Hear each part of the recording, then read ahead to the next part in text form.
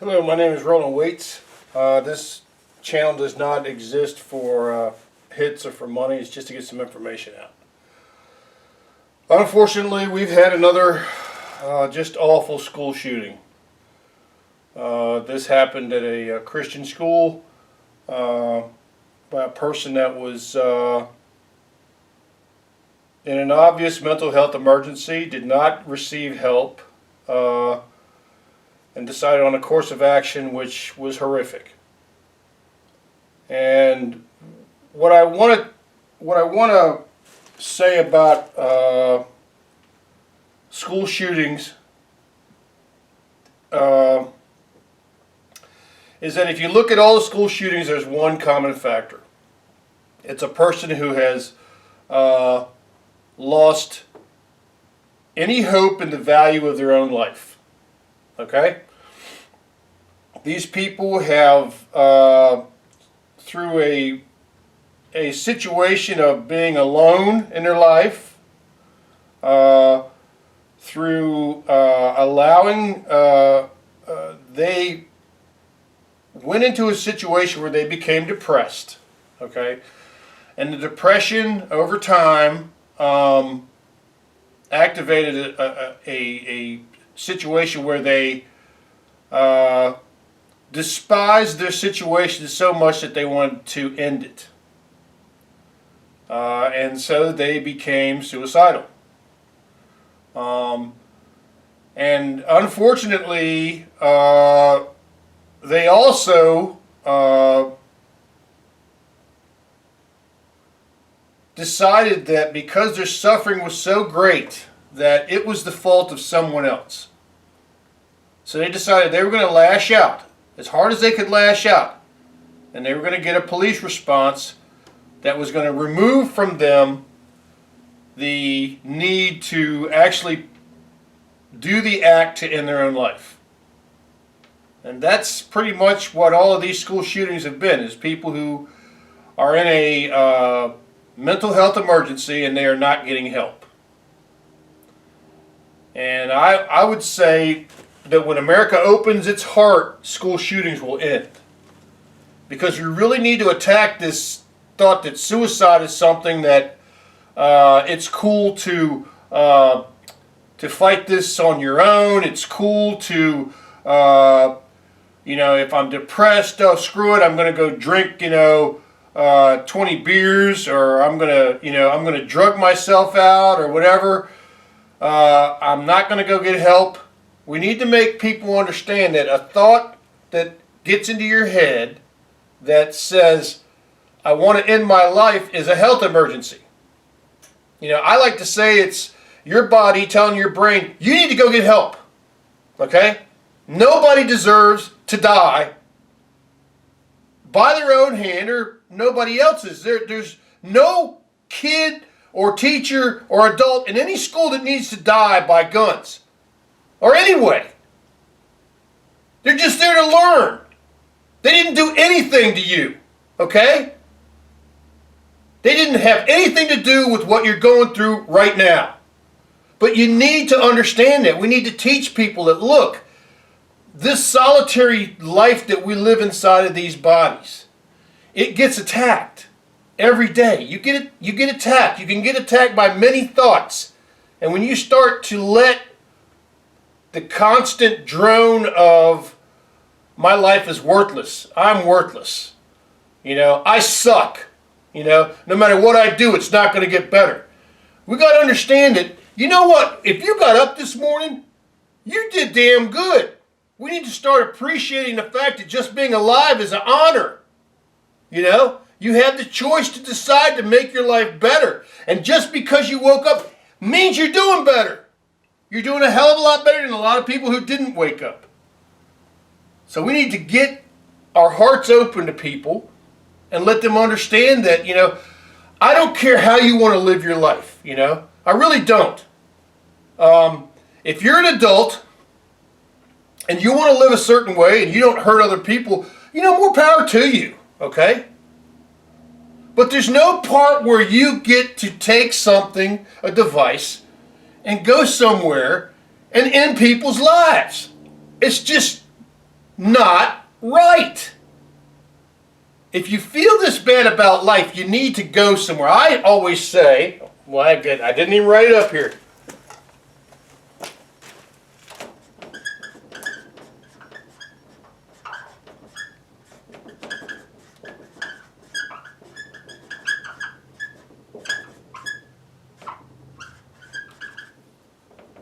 Hospital emergency room.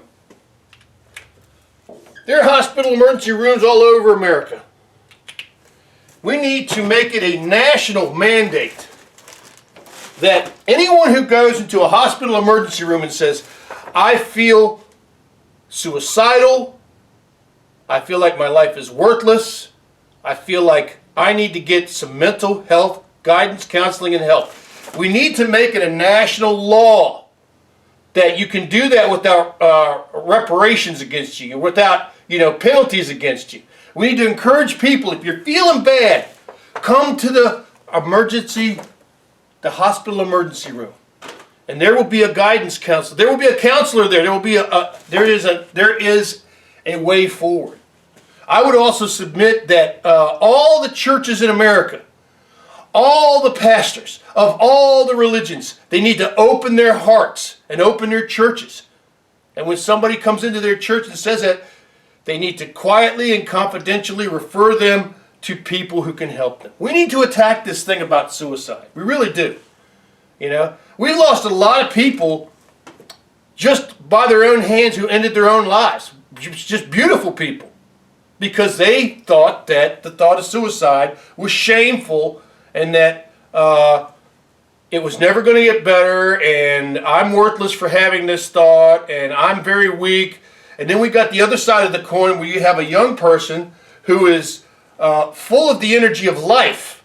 But that energy of life gets misdirected into horrific actions because they are given this misplaced logic that they need to end their life, but they need to go out in a blaze of glory. It's not that, and that whole term, here, that's another thing. There you go. There you go. That's a great thing right there. Blaze of glory. It's not a blaze of glory to go kill innocent people, okay? That's a blaze of shame. Shame. That's a blaze of shame. Killing people is shameful. We don't live in a society where you have to kill people to get redress for your grievances. If something happened to you somewhere, you have to tell somebody. If something's going on, you need to tell somebody. You don't hold it inside of you for years and years and years and then decide, I'm going to kill everybody. I'm going to kill everybody when the entire situation that you were in has moved on. Those people are all gone, and all you're doing is killing innocent people. So, thoughts of suicide are a health emergency. They're a health emergency. When you start having thoughts of suicide, please go to a hospital emergency room and please tell them, look, I'm having real problems here. I mean, I got this thought in my head that's just not going to go away. Can I get some help? And I'm pretty sure that they will refer you to some medical health care help. And I would also tell somebody who's having thoughts of suicide is, you need to think about it like this. If I died today, my embarrassment, there's this whole idea about I'm embarrassed about suicide. I'm embarrassed about thoughts of suicide. You should not be embarrassed. You should go get help. Because the whole point is, every day you live past those thoughts is a bonus day. It's another day you get to live. It's another day you get to experience life. It's another day that life can get better for you. Okay? Suicide by cop needs to be de-cooled. It needs to stop being so respected. There's nothing to be respected about, going in front of a guy or a girl who's in a blue uniform, a blue cloth, and then doing actions that causes that person who has a family to kill you. That's not cool. That is not cool. That is not cool at all. This person who attacked this Christian school, she did not kill 6 people. She killed 7 people. She killed herself. That's 7 people. She killed 7 people, not 6 people. She gave the cops who have families, they have their own families at home. They have to go home. You know? And all the craziness they face, what the police said, I heard this said by a cop a long time ago, and he was talking about, this was in confidence to his buddies. I think his police captain on the shift said, look, the duty here is to go home at the end of the shift. Okay? The duty here is, it's not to be a hero. It's not to be, go out in a blaze of glory. It's to go home at the end of the shift. And likewise, the person who went to the school should have realized, that the goal of life isn't to live in some grand palace where everyone loves you, because that's not going to happen, okay? The duty of life is to get through every day and start the next day where you can actually affect the lives of people around you in a positive way, where you can see evil and affect it in a positive way. And positive way is not screaming at people. The positive way is showing through your life example that you are a fulfilled human being. To find out what fulfills your life in a peaceful, productive, constructive way, living that life for decades, and showing people, hey, you know what? That person looks different than me, but they were pretty damn happy. And they did nice things, and I saw that. You know? I mean, we have blessed elders all around us who have been through shitty decades at jobs, and shitty decades at home, and shitty decades. They've lived through hell. But their beauty is that they have persevered and fought. So every time you see an old person, you need to show some damn respect. Okay? They've been through it. And you can make it that far. You can show people through your life example that life is better than what life throws at you. So anyway, we need to de-cool this crap. We need to stop looking at, a gun. At the end of the day, a gun is nothing more than a saw or a hammer or or a wrench. It's a tool. And it's a tool that can be used for target shooting. It can be used for home protection. It can be used for hunting because, believe it or not, we've been hunters since we've been human beings. It's a part of our genetic makeup, okay? It's a part of who we are. So when you start using a tool like this to create so much damage, even the thoughts of this, making this something that's powerful or cool or, something that is like, wow, that was really self-empowerment. No, it wasn't. No, it wasn't. The self-empowerment is realizing inside of your spirit that you have a problem and saying, I'm going to go to a hospital emergency room and tell these people I need help. Or I'm going to go to a school guidance counselor and tell them I need some help. Or I'm going to go to a preacher and tell them I need some help. Or I'm going to go everywhere I got to go to get some damn help. Okay? There's no part where you give up. Because you don't give up on you. Ever. Ever. Never. Ever. You're here for you 24 hours a day. You need to start loving you. If people actually loved who they were inside, this would never happen. And loving yourself inside doesn't mean that you live in a palace. It doesn't mean that the bills are all paid. It doesn't mean that your job is wonderful. It just means that inside of your heart, you look at yourself every day in the mirror and say, you know what, we're gonna get through this. We're gonna do good. We're gonna be okay.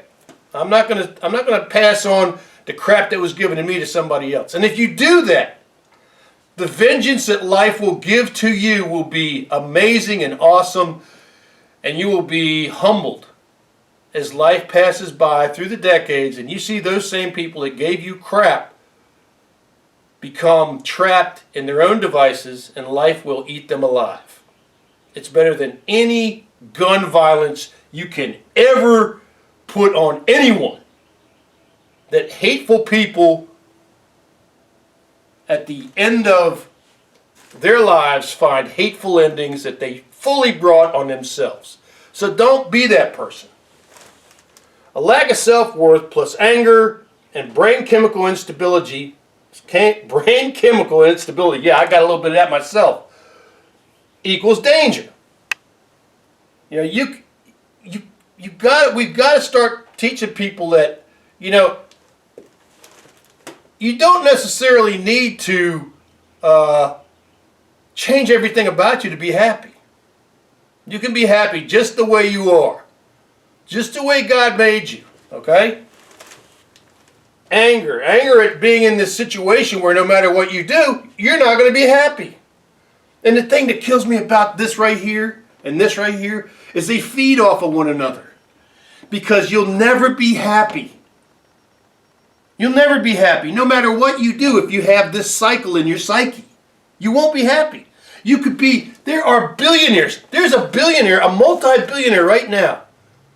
This guy is a multi-billionaire, and he has said he is profoundly unhappy. Now, this is a person who worked his whole life. He got very blessed at a very young age that he had an internet company, and he made billions. But he's profoundly unhappy, yet he has every need he needs. And this gets back to the power of society, of societal ties, of having a tie to the community. Whatever that is, a positive tie to the community. That's why people who are in churches, be they Christian, be they Muslim, be they Buddhist, Hindu, whatever church these people are in, that they're going and they're doing their thing, they have a tie to the community. They have a reason to appreciate other people. And people who are lonely and who are alone, who feel ostracized, they want to attack that group of people because they resent not being a part of the community. And I would say to those people, you need to find a positive community that accepts you. And not in a language of vengeance, but in a language of love. Okay? Never think your suffering is a special suffering. Many people have shitty lives and just keep on going. Never think that, you know, my life sucks every day. Say, if I said that to myself, which I no longer say that to myself. At one time when I was very young, I did say that to myself. But I don't say that anymore. I've been very blessed. Because I just kept fighting through every day. And I started researching the sources of depression and ill health, and found out that what you eat makes a huge difference in your mental outlook on life. And some of the poisons we have in society today, the aspartame and the Splenda sucralose that are in diet sodas and in diet foods, they directly attack the chemistry of the brain. And also I found out that the natural fats that are in meats, that are in other foods, the natural fats nourish the brain. You know, it's the simplest thing is, they said for years that butter was poison. And they said, you know, use margarine. Now they realize that the vegetable fat, the vegetable oil that's in margarine is actually horrendous. And that the butter was healthy all along. So a diet that is exposed to aspartame and Splenda sucralose, that has low natural fats in it, causes the brain chemical instability that creates the danger. So if you're not getting natural fats in your diet and you're putting these poisons in your brain, you're setting up a really bad scenario for a very unhappy life. So never think your suffering is special.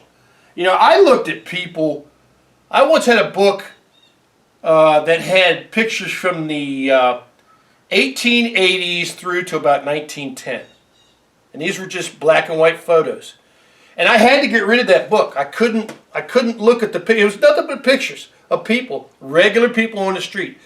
And when I looked in all those faces, I saw all of the hard work and suffering and pain and anguish all those people went through. But you know what? I bet that every one of them made it to old age. I mean, in that way, I was proud of looking at those pictures, but boy, that was tough to look at. The very best revenge is not repaying violence and anger with the same, but living a long life happy with who you choose to be. And let everyone see that happening and see that happiness. And you can't broadcast that by, running down the street saying, I'm so happy, I'm so happy. You have to show people you're happy with yourself and comfortable with yourself by actually being around them, having a job, contributing to society, choosing to be part of society. But that's pretty tough when you're told repeatedly that you're worthless unless you look a certain way, or you're angry that, why do I feel so worthless and everybody else is walking around with a smile on their face? And that's the trick of the depression that creates the suicidal thoughts and creates the lashing out. That's the trick. That's the veil that it puts over your eyes. That it starts thinking, it puts that thought in your head about, you're unhappy, but it's not your fault. And you're the only person that's unhappy like this. Nobody else out here is unhappy like this. When that's the biggest lie of all. There's a lot of unhappy people in the world, but they don't strike out. They try to work their way through it, and by and large they do a great job of it, but they don't strike out. But that's the singularity of existence, what I call it. That little world that you get trapped into where the depression is the only voice you hear, and it repeatedly tells you things that are a goddamn lie.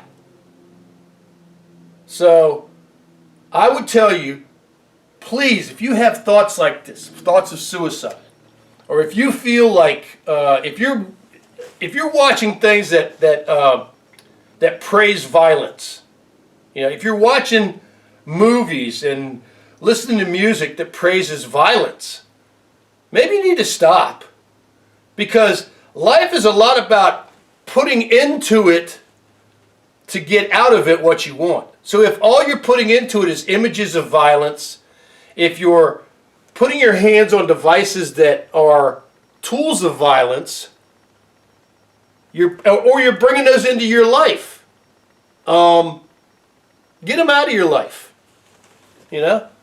Don't reinforce the negativity in your life. Don't do it. Find the things that are positive. I'll tell you what, just getting outside on a sunny, beautiful day and letting the sun light on your face and seeing the nature, the beauty of nature. We live in a time now when nature is not as threatening. But, when the settlers first came into America, and in every natural situation where you walk into and man is not in control of it, it's a pretty threatening place to be in, because you're on the table. But that's part of the thrill of living, see? Because you survive through that. And you have an appreciation for the forces around you that they can actually end your life. And so you have to be on guard. One other thing I would say about the school situation is this. We need to give our teachers the time and our students the time for police to respond. And unfortunately, we live in a situation now where we don't have just people who are unfortunately in a mental health emergency that are potentially going to try to hurt our kids. We do have groups that would try to do that, to strike back at America if we were unfortunate enough to have that situation occur. So I would say that the implementation of something as simple as steel doors, and if you're going to have a window, for God's sakes, have bulletproof windows. a steel door and a bulletproof window with a bolt latch would have saved these people's lives. If they had a steel door where when the alarm went off, they could have closed the door tight and put a bolt latch on the door. And it doesn't have to be like something out of, Indiana Jones where it's this huge thing that closes over like this. It's just a bolt latch. It's a secure bolt latch. So a steel door with a bolt latch gives the police the time to come in and get the shooter. And if you can make every room a sealable room where the teachers and the students can stay in if they have to, that's good. That's what you should do. You can get into some trouble if you. They did a great job at this Christian school of getting people out. But there needs to be some way to protect people who can't get out, because sometimes the shooter is on the same floor, and the last thing you want to do is have kids walking out into that hallway. But you also don't want that shooter to go through that door at those kids or that teacher. So this is an awful incident, and unfortunately we're going to go through this again. And it's not going to have anything to do with the political aspirations of the person or what they decided to be with in their life, or it's not going to have anything to do with that. At the bottom of this situation is a human being that's in a mental health emergency who wants to die. They view their life as worthless, and they're angry at you, and they're angry at your kids for having a better life than they have, and they're going to teach you a lesson. When that whole thought process is garbage, because everybody can have a shitty life. It's just you have to really fight hard to get the shittiness out of your life. And the bottom line is, listen. I grew up with some of the poorest people in the world. People who were lucky enough to have government assistance to feed their family. But you know what they had? They had family. And they loved their family. And that family unit that was friends of mine was some of the most wonderful people I was ever hung around in my life. And obviously my family was cool too. My dad was a hard-working person. My mom was a hard-working person. And they instilled in me the idea that everything in life that you get comes to you from hard work. And that you should not penalize other people for your own problems. You should try to work through your own problems with help. If you're in a suicidal situation, please get help. Go to an emergency room and get some help. Tell a friend. Look, I want to kill myself. I need some help. And if they're a loving friend, they'll say, listen, let's do something about that. Tell somebody. Don't grab a gun. Tell somebody. Come on now. If you're in a bad situation, tell somebody. America needs to open its heart. These school shootings have to end. And the only way they're going to end is if America starts addressing the thoughts of suicide and stops praising, the ending of life by a grand act. A lot of people should be alive. There's a lot of people who should be alive, including the damn shooter, the girl. They should all be alive. None of this had to happen. None of it. If this person went to a hospital emergency room and got some help, some counseling, and some medication, who's to say what would have happened? Maybe she could have lived another 20 years and been an amazing part of society, a true example for what she wanted to be. But instead, she decided to lash out. She decided to have her vengeance. Now remember what I said right here. The very best vengeance, the very best revenge is not repaying violence and anger with the same, but living a long life happy with who you are, which in this case I said happy with who you choose to be, and let everyone see that happiness. I am absolutely honored by all the people I've known in my life who have passed on. Because they were my inspiration. They held me up.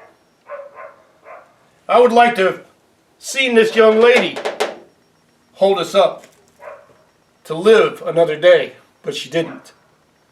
And she chose a horrific act to go out on. We need to stop that. That's what I wanted to say. God bless everyone and have a great day.